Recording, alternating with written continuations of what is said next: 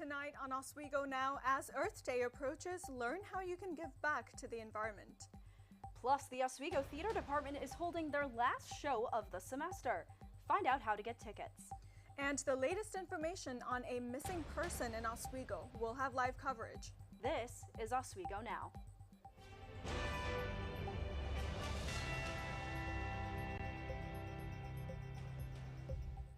Good evening and thank you for joining us. I'm Clarissa Karki.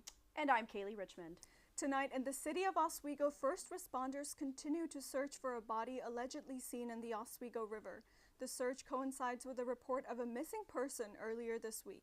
Oswego Now reporter Kyle Schnaufer is live on the shore of the Oswego River where the search is continuing today. Kyle?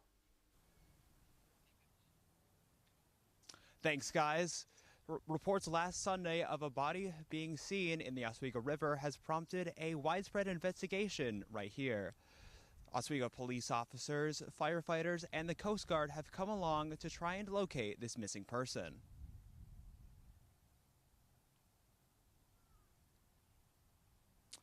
After 2 days, the search was called off Tuesday afternoon after the search came up empty, and no missing person reports were filed on the area. But the search was resumed after the missing person report was filed for an Oswego man relayed on Thursday to be Kenneth Gardner Jr., who was reported missing from his home at the Lock 7 Apartments on East 1st Street Tuesday night. The Oswego Police Department gave us a statement this morning stating that Gardner has not been seen since this past weekend and is most likely the person seen in the river by the witnesses this weekend. Oswego Fire Chief and Emergency Management Director Paul Conzone says that although the search will continue, the effort has very few obstacles in the way. We'll run our drone every day, and we'll patrol the shoreline. As far as putting our boat in the water, it's staffing levels that we have, and also weather. We just have no leads on where this body could be, so it's kind of a needle in the haystack kind of thing. So the search will be continuing over the next couple days here at the river, and the Oswego Police Department urges anybody with information on Gardner's whereabouts to give them a call. That's all for me. Back to the desk. Governor Hochul, in a statement today, directed flags to half-staff to honor the Syracuse Police Department and the Onondaga County Sheriff's deputy who were shot and killed Sunday. Flags will be lowered from sunrise tomorrow until sunset Monday, April 22nd. The two officers killed in the line of duty were Onondaga County Sheriff's Lieutenant Michael Husick and Syracuse Police Officer Michael Jensen. Lieutenant Husick served as a public servant for Onondaga County for more than 20 years and volunteered as a firefighter. Officer Jensen joined Syracuse Police Department in 2022 and earned Officer of the Month award in December of 2023. Funeral services for Jensen will take place tomorrow in Rome, and funeral services for Husick will take place on Monday at the Expo Center at the New York State Fairgrounds.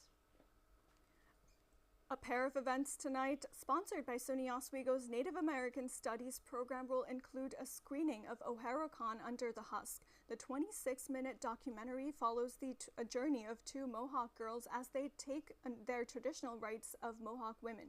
This ceremony challenges them spiritually, mentally, emotionally, and physically, shaping the women they become. In addition, today on campus, the Red Art installation project returns to campus, featuring dresses made by SUNY Oswego students. 10 red dresses will be displayed on campus from April 19th to May 3rd to raise awareness about the missing and murdered Indigenous women. The Adams family has found a temporary home inside SUNY Oswego's Waterman Theater. Crowds flocked to get seats for the theater department's newest production, The Addams Family, a story about Wednesday Addams who falls in love with a boy from a more normal family.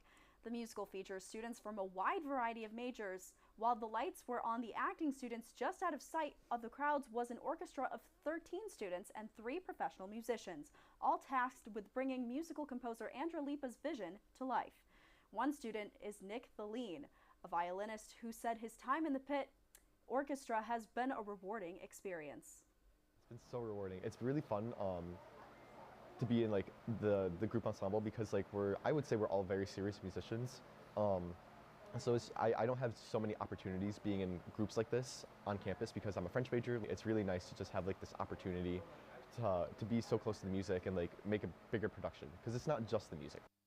The next show is Saturday, but it's sold out. Sunday's matinee starts at 2 p.m. and the final show is Sunday night. Curtain is at 7:30. It's been raining in Oswego. What does that mean about pollen and people who suffer from allergies? Well, for that, let's head over to Oswego Now meteorologist Aurora Fitzgerald. Aurora?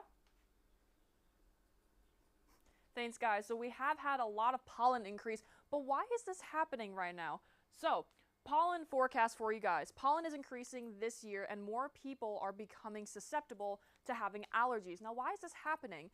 Experts say that climate change is contributing to increasing pollen. When the weather gets warmer, everything starts to bloom, and that's when the pollen comes out. I myself have really bad allergies, but it's all right. And the wind and changes in temperature also affect pollen because the wind blows everything everywhere, and that's probably how it gets stuck on your clothes, and then you have to take a shower, all that stuff. However, rain actually brings hope for people with allergies. Rain will actually decrease the amounts of pollen, but I'll have my full forecast coming for you right up.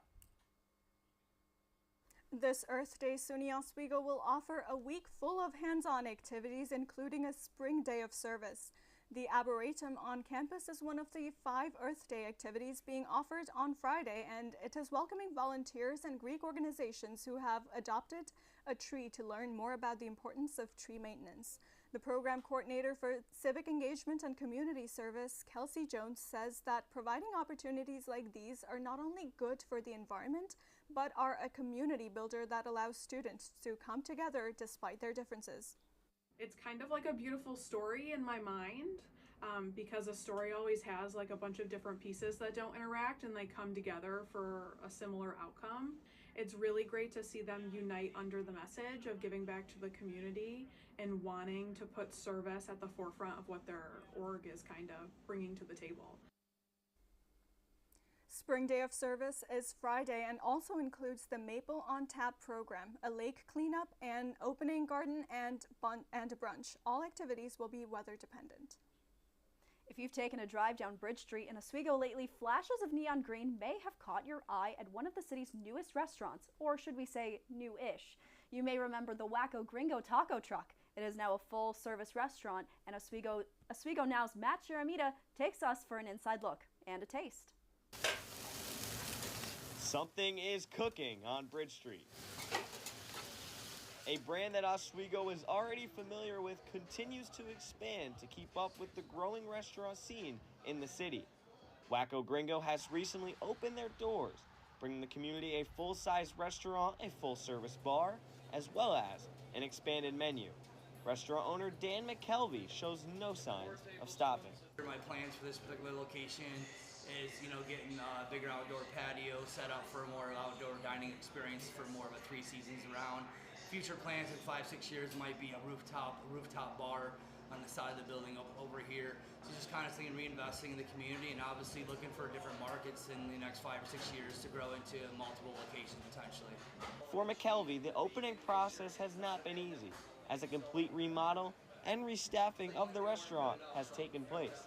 However, he says it's been an extremely rewarding process so far.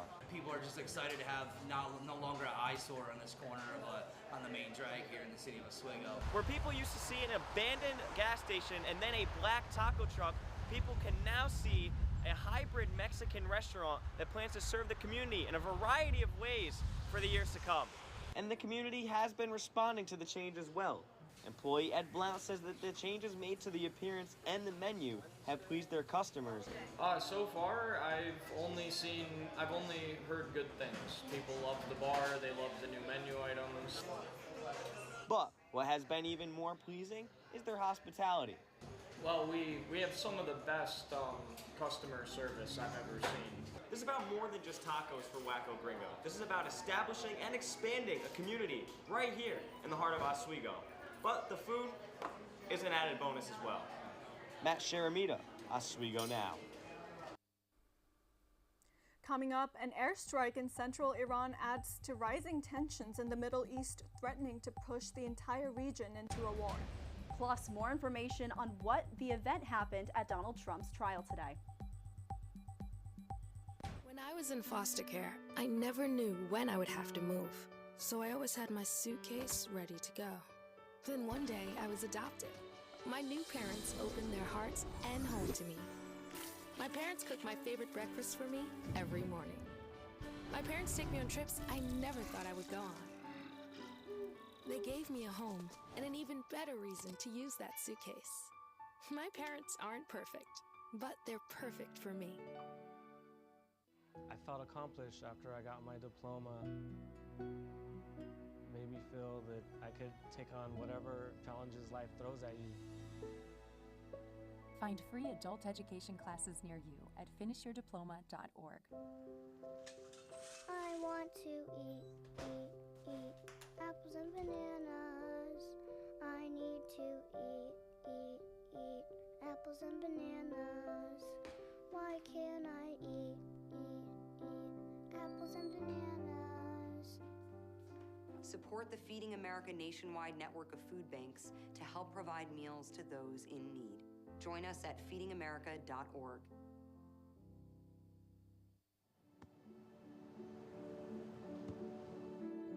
I don't remember how it started. Go to that. Our back and forth. It always came back. Dad! You probably don't remember what you told me, That was perfect. but I heard every word.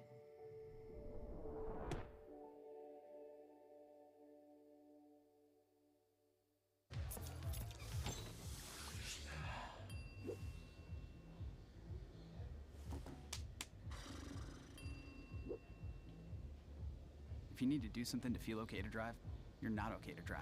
Don't drive buzzed. Welcome back to Oswego Now. I'm your meteorologist, Aurora Fitzgerald. Taking a look at our conditions right now, temperature 53 degrees. You're probably seeing some scattered showers out there, and it definitely is windy. It looks like it's raining sideways. That's because of the wind right now. We have 18 miles per hour, possibly gusting up to 20 to 25 miles per hour. So be careful with your umbrellas. Humidity is at 70%, and it feels like 49 degrees. So there is a little bit of a wind chill.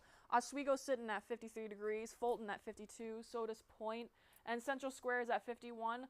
So we're all relatively in the same place. Pulaski is at 48, Syracuse is at 49, so it's relatively in the low 50s or high 40s. Not too much going on out there, but there is a lot of rain. Is this rain going to stop? When's the sun going to come out? So the next 3 days, right now we have this green spot where we are. We are in a cold front, and that cold front is going to move towards us, which is going to possibly bring more rain. And then the next day we have Saturday. We're still going to see some rain, and this blue line right here, we are behind the cold front. Therefore, we are in the cold front, so that is definitely going to bring more rain throughout the area.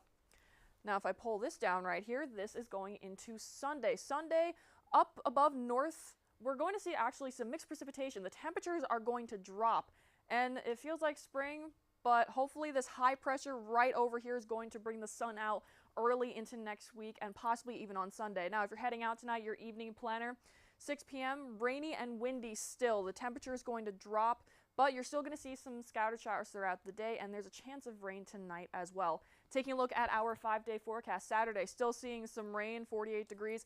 It's only hopefully going to go up to 60 degrees by Tuesday. Sunday and Monday, we're going to get a little break from the rain, and the sun's going to come out probably because of that high pressure moving in. But then Tuesday and Wednesday, still going to see some scattered showers and chances of rain. And then we have a 33 over here, so I really hope that's going to change. It's pretty cold. And that is all for my forecast. Back to you guys.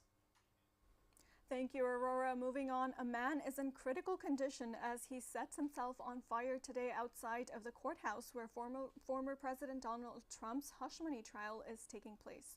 The unidentified man was in designated protest area outside when flames suddenly erupted around him. Police officers and officials ran toward him and used a fire extinguisher to put out the fire. According to New York Police Department, the injured person was placed in an ambulance to be taken to Cornell Burns Unit. His motivations are unclear at the time. And tensions are rapidly rising in the Middle East as U.S. official confirms an Israeli strike near Isfahan, Iran, early this morning. Iranian state news says the country activated its air defense systems. However, the U.S. official and Iranian media say the target was not nuclear. That's important because a top Iranian commander warned yesterday that if Israel keeps threatening to attack Iran's nuclear centers, his country could reconsider its nuclear policies. Iran has uranium that's enriched to ranges close to weapons grade, but in the past, it has insisted the nuclear program is peaceful. Coming up, hear more about the bittersweet ending of SUNY Oswego's open mic night for the spring semester. Plus, hear from a career coach about how SUNY Oswego is helping students navigate their future careers.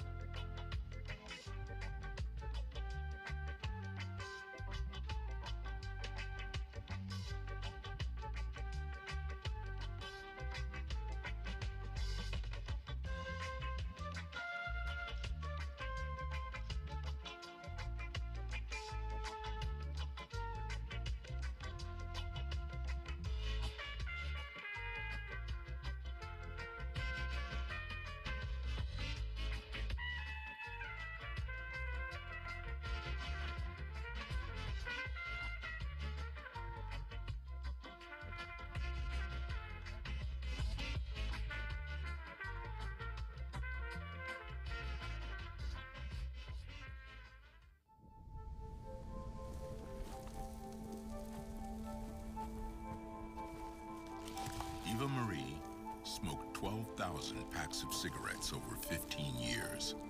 She quit, and now there's a new lung cancer screening that could save her life. You stopped smoking. Now start screening. No matter how much you smoked, early detection could save you. Talk to your doctor or learn more at savedbythescan.org. I felt accomplished after I got my diploma. Made me feel that I could take on whatever challenges life throws at you. Find free adult education classes near you at finishyourdiploma.org. Your toe chains are a little loose. Could spark a wildfire. Thanks a lot. Anytime. You should check out SmokeyBear.com. They've got a bunch of tips on wildfire prevention. Only you can prevent wildfires. Welcome back. There are only 3 weeks left in the semester. Whether you need another review before you submit your applications or are unsure of where to start, seniors are invited to join the Career Services team in Penfield Library for a senior job search night next Tuesday from 5 to 8 p.m. Oswego Now's Kaylee Richmond sat down with career coach Elise Allington to discuss more about how seniors can benefit from attending this event. Kaylee? Thanks, Clarissa. I'm joined here by Elise Allington today. She is the career coach for the School of Business and the organizer for the senior job search event that's happening next Tuesday in Penfield Library. Elise, thank you for joining me today. Of course, thank you so much for having me. Of course. So can you give me a little bit of an overview of what the senior job search night is? Yeah, so this idea actually kind of stemmed from one of our amazing interns last year, but we were trying to think of ways that we could kind of get more energy with the students around like searching for your first job, especially getting a job before graduation.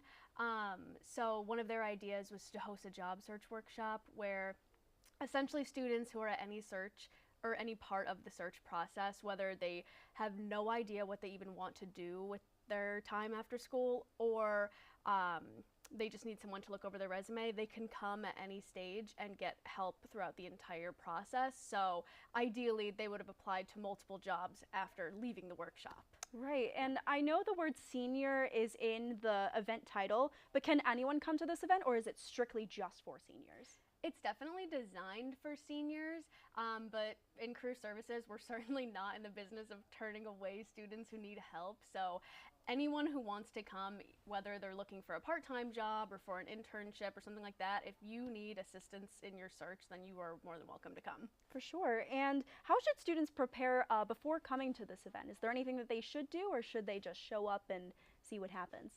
Honestly, the nature of this event is really just like come as you are. Like they don't need to do anything to prepare. If students want to bring their laptop, that's great, or a couple jobs they want to apply to, then that's also great. But we're going to have people set up there to help them with, we're bringing our own computers. We'll have people to help them just search for positions that they want to apply to as well.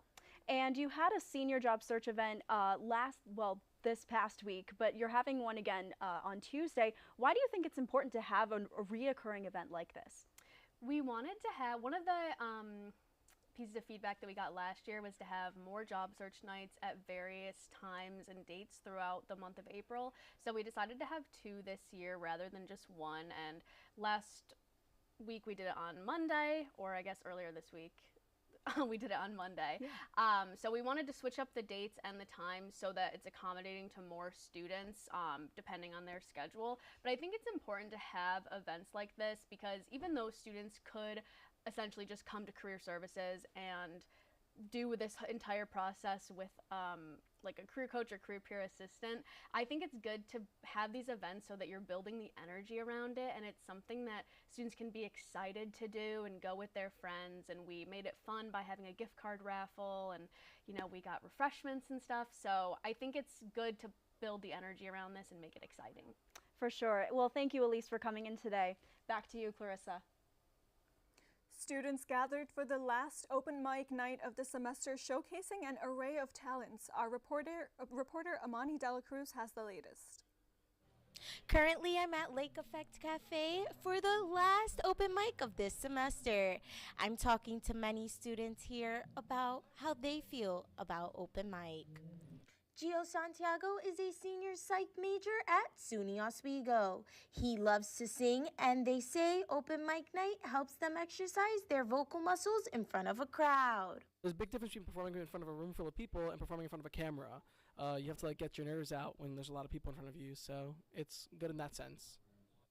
It's the last open mic night of Gio's college career, and they say it's bittersweet. I didn't come to many of them, but whenever I did, I really had an amazing time and always got a lot of good feedback. And honestly, not sure if after I graduate, I'm going to have something like this to go to anymore. I'm definitely going to miss open mic when I graduate. I love open mics because I get to spend time with my friends, especially when classes get busy.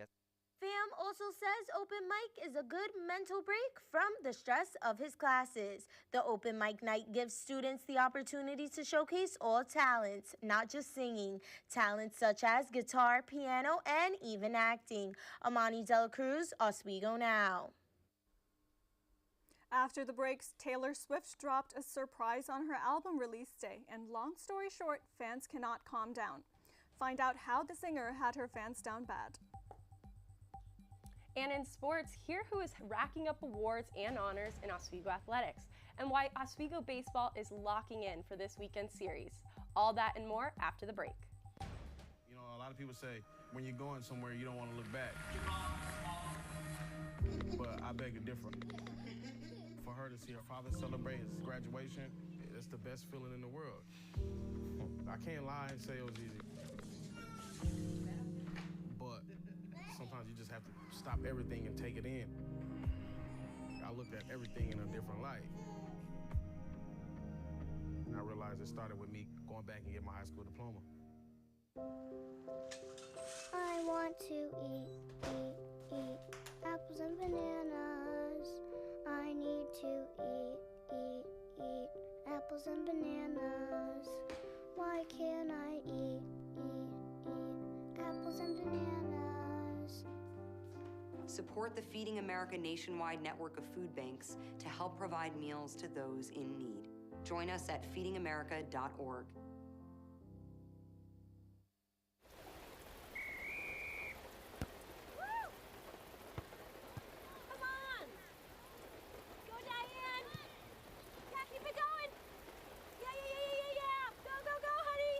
If you love them enough to drive an hour to cheer them on as they get beat 11-0 in the rain, then surely you'll check nhtsa.gov/the right seat to make sure they're correctly buckled in the back seat. Throw that ball, Diane! Woo! You got this! I felt accomplished after I got my diploma. Made me feel that I could take on whatever challenges life throws at you. Find free adult education classes near you at finishyourdiploma.org. When it comes to making plans, you are the best. The same way you plan each detail for those moments, start planning to protect you and your loved ones from a natural disaster. Protecting your family is the best plan you can make. Hi, welcome back. I'm Jolie Santiago with your Sports Now report. The baseball series between Oswego State Lakers and Cortland Red Dragons has been shifted to 3 games in 2 days due to weather. Doubleheader starting tomorrow at 12:30 p.m. and the third game is on Sunday at noon in Cortland. Lakers have lost the last 7 games straight to the Red Dragons and averaged 4 runs against them historically. Oswego infielder Tashawn Featherstone says the rivalry is deep. I'm not sure how it started, but I know that it's just a culture for us. Ever since Coach Landers has been a coach, that we just always get more competitive when we face Cortland. This week, Featherstone was named SUNYAC's Athlete of the Week, hitting .600 with a slugging percentage of 1.3 and 15 at-bats. And Cortland's Matt Bruno was selected for D3Baseball.com's National Team of the Week, batting .588 with 13 RBIs. He then became the leader in RBIs for Cortland this week. So this weekend's going to be a game to watch for sure. Now, calling all intramural lovers, Campus Recreation is hosting their softball and flag football tournaments this weekend. There are 10-person rosters for softball and 10-people teams for flag football. One of Campus Recreation's grad assistants says they want students to use this time to participate in a good source of exercise and stress relief. Just to experience recreation as the final season of the semester rolls around and they get to let out any sort of stress from their final exams, as well as realize all the activities that Campus Recreation has to offer, whether it's the introduction of a new sport, meet new friends, get excited for upcoming seasons, because both of these sports rerun twice a year, once in the fall and once in the spring, and hopefully dip their toe into the world of intramural sports. And spectators can even watch at the Lee Hall Fields, where both tournaments will be taking place this afternoon. And one SUNY Oswego coach is set to be honored in a big way this September as he joins the ranks of the National Wrestling Hall of Fame. Armelina Williams brings us the story of a coach whose legacy extends beyond the playing field. Mike Howard, head coach of both Oswego State's wrestling and golf teams, is set to be induced into the upstate New York chapter of the National Wrestling Hall of Fame this September.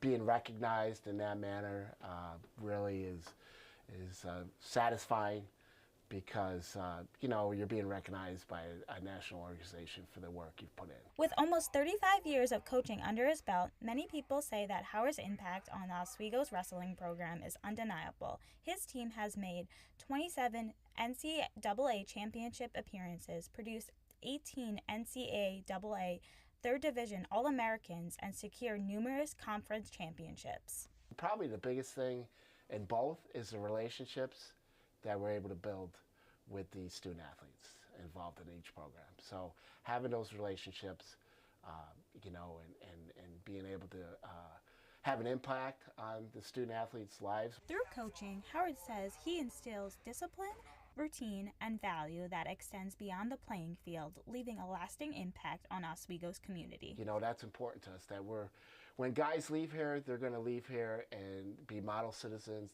But Howard's influence extends beyond the wrestling mat. His father, Jim Howard, also a coach at Oswego, Howard follows in his father's footsteps, continuing to shape the lives of student athletes. The Howard's family impact isn't limited to wrestling. Mike's children, Brittany and Mike Jr., carry on the tradition as coaches of the women's lacrosse team, reinforcing the family's commitment to athletics and education. So that's really cool that they have the passion, and I'm able to influence them and help them develop as individuals in their careers. So it's like a family legacy that we feel strongly about, the education and the value of education that Oswego's able to provide. Howard says he hopes to continue to leave an impact on Oswego's athletes as they prepare for their life.